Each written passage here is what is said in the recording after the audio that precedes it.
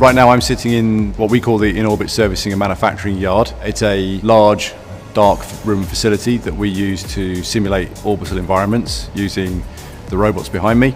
It's 27 meters long, it's 7 meters wide and 8 meters high. And in here we have 33 Vicon cameras scanning that entire area. The biggest critical thing this facility is working on at the moment is close proximity operations. How do we get two objects operating close to each other and almost formation flying in orbit?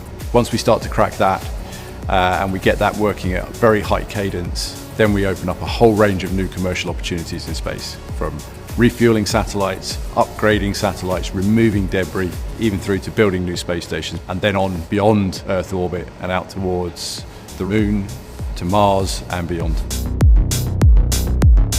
When we started building this facility back in 2021, it became very apparent that because we want to use these very large robots, and we need to use these large robots because of their size and their scale and the capabilities of them, we needed to be able to understand where they were actually positioned in the environment, and motion capture was the right approach for us. And so Vicon have been critical in supporting the development of the facility, not just on the physical camera setup and how many we've got, but also on how we use the software and how we take data from the Vicon tracker software and apply it into a satellite's guidance and navigation system. So how do we take that data, understand it, and reapply it into the satellite system and understand what's actually happening between the two?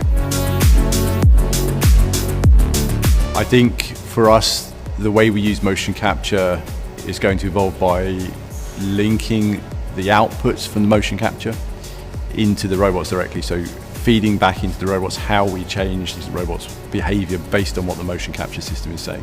That's the next big evolution for us. Investing in the Vicon system was definitely worthwhile. We couldn't do what we do here without it.